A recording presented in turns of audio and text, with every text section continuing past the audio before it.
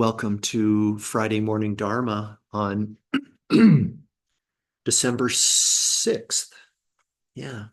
Why don't we go ahead and settle into a comfortable meditation posture? Please take care to ensure that your spine is straight and relaxed.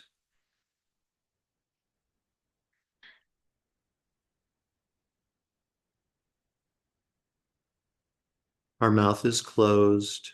Our jaw is relaxed. If you haven't already done so, please go ahead and softly close your eyes.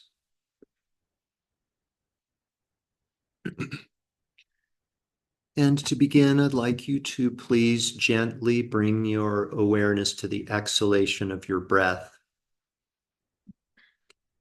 and allow your exhalation to be just a bit longer and a bit more pronounced than your inhalation. If you'd like, please feel free to experiment with pausing briefly at the bottom of each exhalation.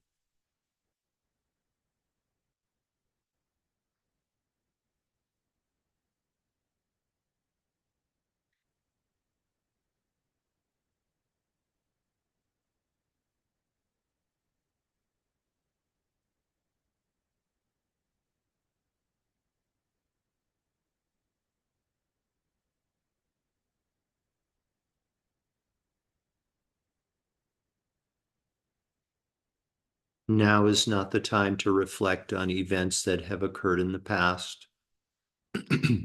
Those events cannot be changed, undone, or recreated. Nor is this the time to speculate about events that may or may not occur in the future. The future is unknown to us at this time. Now is the time to be fully present here in this moment. Now is the time to give yourself full permission to enjoy engaging in a practice that's going to bring you a peaceful state of mind and at the same time create the causes for you to experience a peaceful world.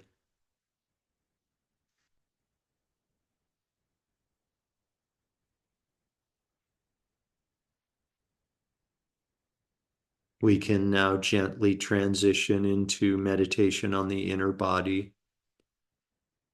Please become the silent observer of sensations that may start in your hands and your feet in the form of a tingling, perhaps a lightness, perhaps a heaviness, perhaps a pulsation. No analysis is necessary. There's nothing to figure out. Just be the silent observer of these sensations and allow a more tranquil, awakened state of awareness to emerge.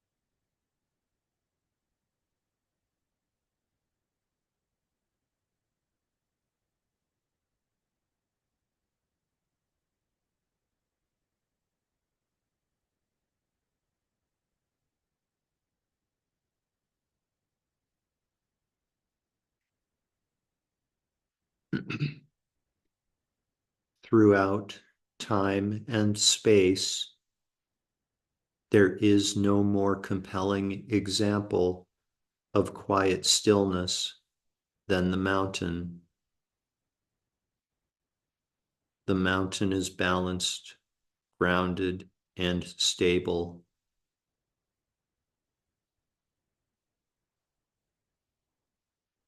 Moment by moment, day after day, the mountain simply observes silently. Rain may fall on the mountain or not. The wind may blow or not. A nearby river may rise and then recede. The mountain simply observes silently. No praise, no blame, no hope, no fear, no speculation, no expectation.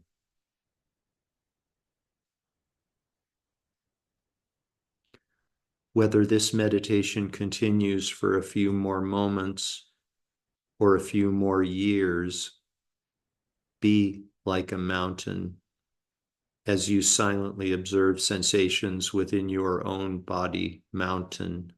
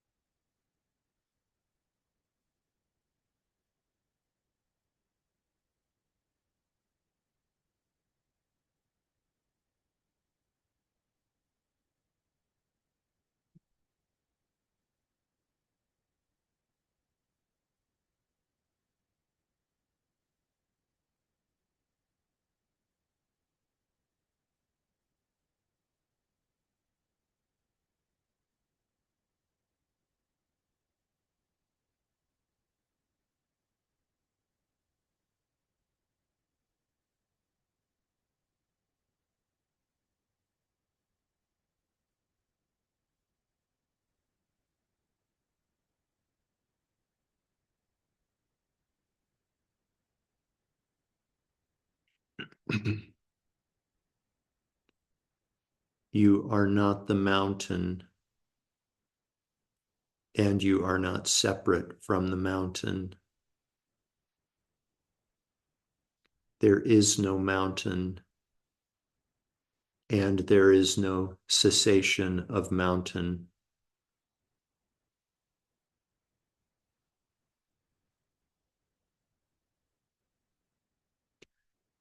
Please gently redirect your awareness and become aware again of this entity we've decided to label physical body, and allow your breathing to become less shallow.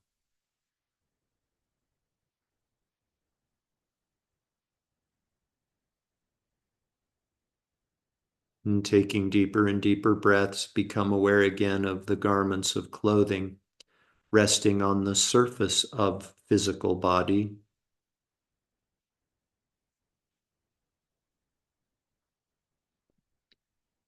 Become aware again of your surroundings inside the room that you're occupying.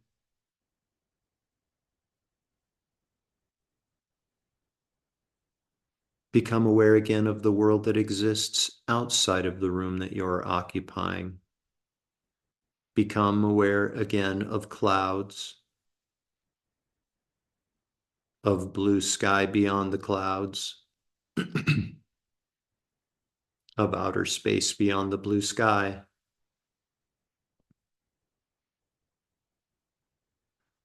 We dedicate all of the merit, all of the positive energy from this morning's meditation to world peace.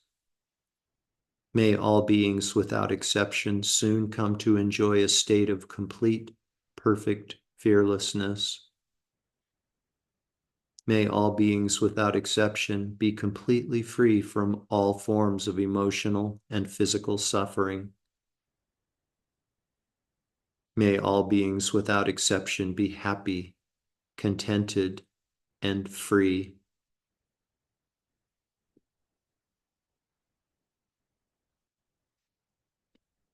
Completely fill up your belly and lungs with air, and when you're ready, you can open your eyes and bring your meditation to an end.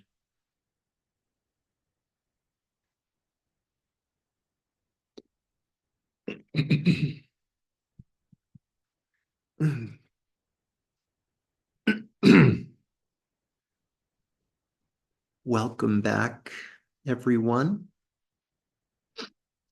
We're continuing from In Love with the World, what a monk can teach you about living from nearly dying. And where we are in the story is Yangye Mingyur has just left the monastery where he was the abbot and is riding in a taxi cab to go to a train station to take him to a part of India where he's going to commence with his 3-year wandering retreat as a sadhu or a homeless mendicant. Yeah, he didn't tell anybody in the monastery he was leaving. He's leaving basically and going on this retreat with the clothes on his back, essentially. So previously in the text, he invited us to ask ourselves the question, who am I? Who am I, or what am I? What is this entity that we refer to as me? And what's really there? That's the question that we addressed in Monday's class at the urging of Yangye Mingyur. So continuing with the chapter titled "Who Are You?" And again, Yangye Mingyur is in the cab on his way to the train station. I had developed some capacity to hold the relative and absolute perspectives at the same time, relative and absolute perspectives of who am I, as he examines this meditation. Yet I had never known a day without people and props that mirrored the stitched together patchwork that became known to me and to others as Yangye Mingyur. unfailingly polite. He's talking about qualities about himself or how he perceives people to perceive him.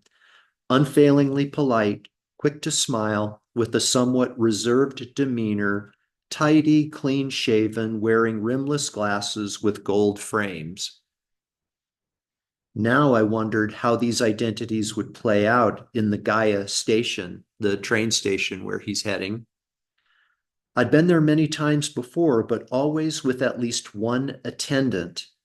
This meant that I was never without a reference to rank and was never challenged to depend solely on my own internal resources.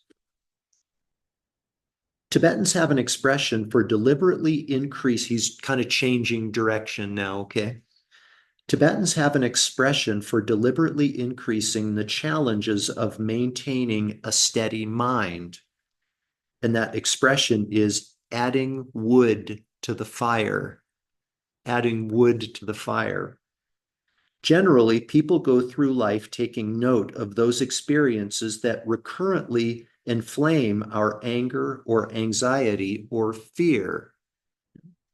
And then we try to avoid those situations, telling ourselves things like, I can't watch scary movies.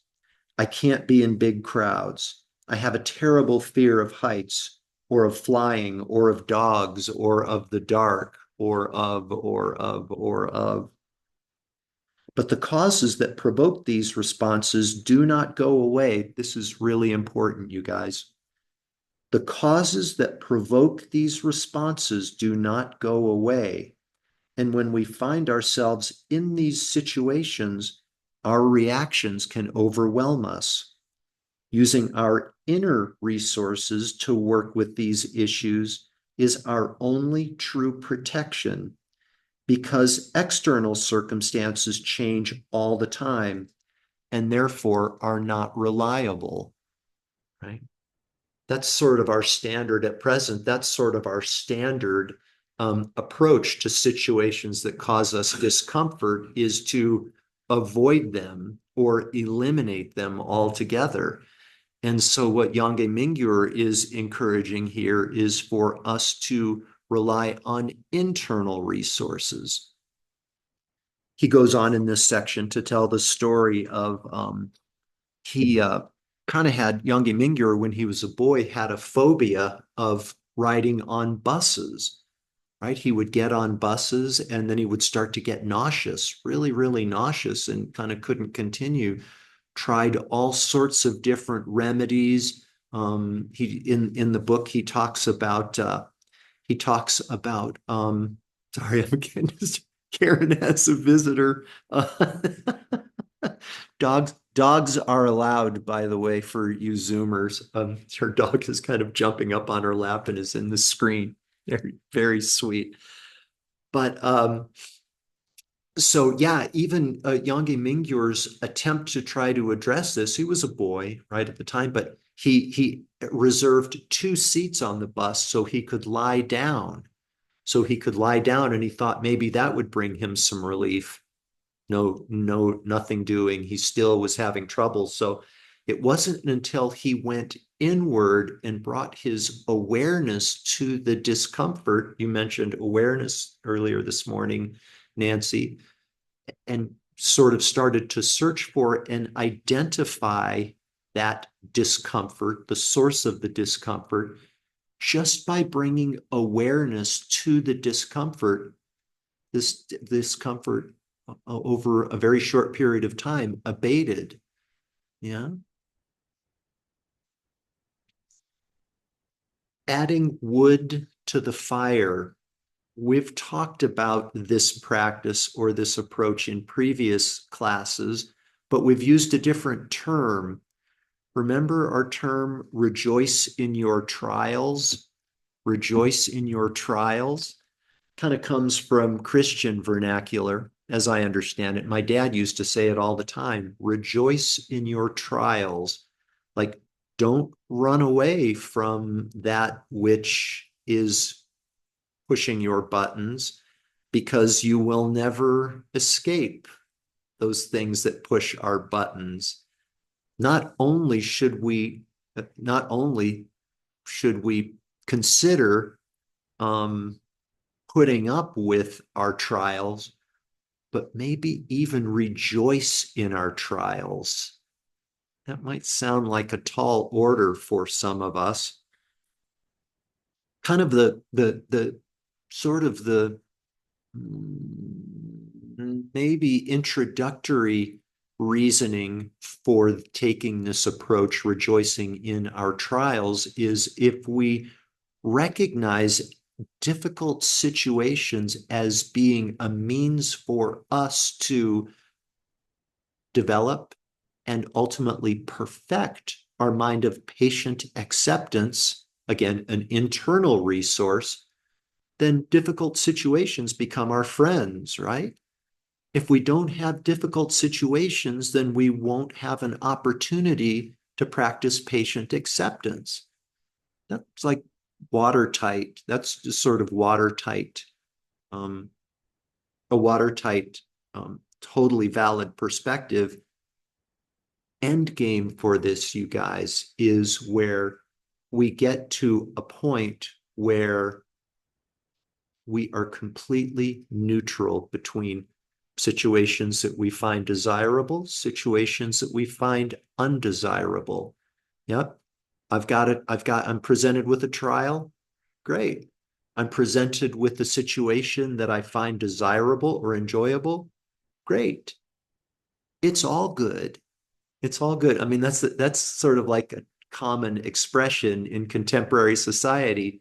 It's all good, but we get to a point where we actually live that level of equanimity.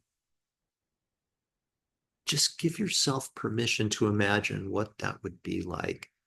Like there are no trials, or we don't distinguish between trials, and we don't distinguish between good stuff, right? It just is. We're just resting in a place of isness, embracing or rejoicing in whatever we're presented with. For Yongey Mingyur, the opportunity to practice patient acceptance or rejoice in his trials or add wood to the fire is a bus trip or bus rides. Yeah.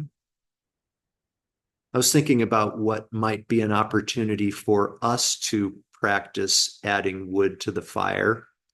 And what I came up with is grocery shopping, going to the grocery store, right? We have we have our own, like most of us, I think, have our preferred grocery store, right? Our favorite. With it's easy in a small town here. Merrily, you'll have to indulge us and you other out of towners. Um, we've got Albertsons, we've got Walmart, we've got the Silver City Food Co-op. Don't forget about Food Basket, right? Food Basket, pretty close to here. I was talking to a friend recently that Albertsons, our local Albertsons grocery store was purchased by Kroger, right? And my friend told me that there was a complete turnover of the staff. And my friend said, I don't like the new staff. I don't like most of the people who work at Albertsons now. I like the old staff, right? So I think I'm going to start going to a different grocery store, is what she said. The approach of adding wood to the fire would encourage us to stay at Albertsons and come to embrace the new employees there who might not act the way we want them to. I want the people to act the way the old people used to act. I don't like the way the new employees act, you know. Stay. I mean, an approach could be stay and greet those people with kindness, with loving kindness and acceptance. Some of us have a particular time of day that we like to go grocery shopping. I like to go on Tuesday mid-morning because there's not as many people there. Yeah, right. I don't have to negotiate these troublesome other people who like to go grocery shopping. Yeah. Maybe the approach is to pick the time of day when there are going to be the most people there, right? Add wood to the fire. Yeah. I like to go to Walmart grocery because their prices are better. Yeah. America's favorite pastime, saving money, right? Go to whatever, maybe try going to another place. Go to the food basket, a place that's perceived, or the co-op, a place that's perceived as being more expensive relative to the people in the world. We're all rich. We're all affluent. So maybe this is an opportunity for me to go to food basket, pay the higher prices, and see how my mind responds to that. No, it's my money. It's me. It's my money. Which brings us back to the previous contemplation. Who am I? So, anyways, grocery stores may or may not be a good example for opportunities to wade into the waters of adding wood to the fire, but be on the lookout for an opportunity that does give you a situation that does give you an opportunity to practice. Adding wood to the fire, rejoice in your trials, kind of different ways of pointing at the same thing. Before we close, just a quick minute for an announcement. One of the shortcomings, I'll use that term loosely, of our structure of these 30-minute classes is that by the time we get done doing a 15-minute meditation and a 15-minute commentary, there's not room for questions and discussion. And I really miss that. I think that's a really important component. So starting this month in December, the second and the fourth Fridays of every month are going to be dedicated for questions and discussion.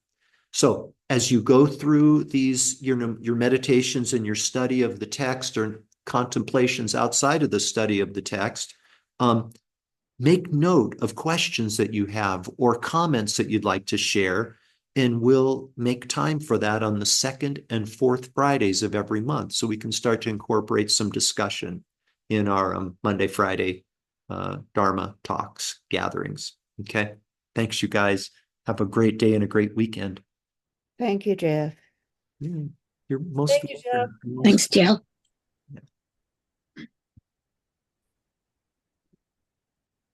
Thank you. You're welcome.